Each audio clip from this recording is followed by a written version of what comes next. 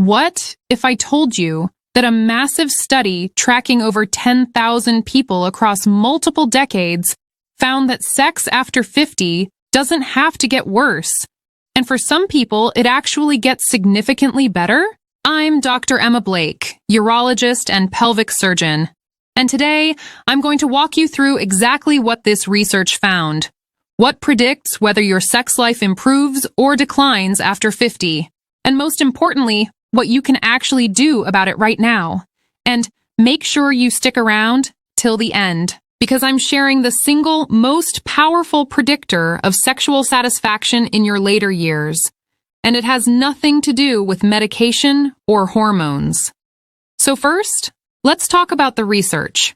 One of the largest and most comprehensive studies ever done on aging and sexual health tracked over 10,000 adults between the ages of 40 and 80 across multiple years.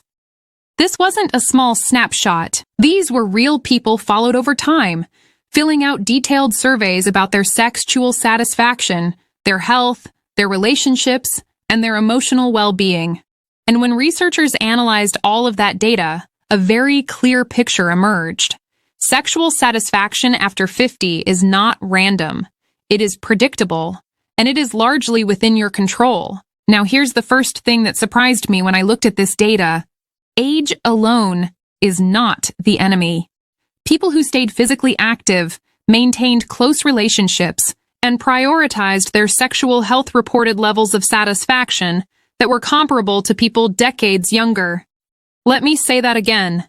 Comparable to people decades younger. So, the story we've been told, that sex just fades after 50, is not the whole truth. The question isn't really about age. The question is about the conditions you're creating in your body and your life. So, what actually drives the decline when it does happen? There are three major factors the research keeps pointing to. The first is cardiovascular health. This one is huge, and it affects both men and women. Blood flow is the foundation of sexual function. For men, it's what drives and sustains erections.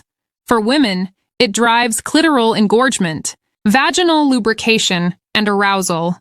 When your cardiovascular health starts to decline, and for many people this begins quietly in their 40s, sexual function starts to follow. High blood pressure, elevated cholesterol, sedentary lifestyle, all of these are quietly reducing blood flow to the very places that matter most for sexual response. The good news is that cardiovascular health is one of the most modifiable risk factors we have. Regular aerobic exercise, resistance training, a diet rich in healthy fats and antioxidants, these don't just protect your heart, they protect your sex life. The second factor is hormonal shifts. Now, most people know about menopause in women, the drop in estrogen that can cause vaginal dryness, discomfort during sex, and a significant reduction in libido. But what fewer people talk about is the gradual decline in testosterone that happens in men starting around age 35 to 40. By the time a man hits 50, his testosterone may be 30 to 40% lower than it was at its peak. And that shows up as reduced desire, weaker erections, lower energy, and less sexual confidence. For women, testosterone also plays a role in libido, and it drops after menopause too. The important thing to know here is that these hormonal changes are not a life sentence. There are evidence-based options, from lifestyle interventions to hormone therapy, that can meaningfully restore what's been lost. If you suspect hormonal changes are affecting your sex life, please talk to your doctor. Don't just accept it as normal aging. The third factor, and this is the one that surprised researchers the most, is psychological and relational health. Studies consistently show that people who report high emotional intimacy with their partner, who communicate openly about sex, and who maintain a positive attitude toward their own sexuality are dramatically more likely to report satisfaction after 50. On the flip side, people dealing with untreated depression, chronic stress, or relationship disconnect are far more likely to experience sexual decline, regardless of their physical health. This tells us something really important. Sexual health is not just a below-the-waist issue. It is a whole person issue. Your mental state, your relationship quality, your sense of self-worth, all of it feeds directly into your experience of intimacy. Now, let me tell you about the single most powerful predictor that came out of this research. And I promised you at the start that it wasn't hormones or medication. It was this. People who continued to prioritize sex as important reported dramatically better outcomes. That sounds almost too simple, right? But think about what prioritizing sex actually means.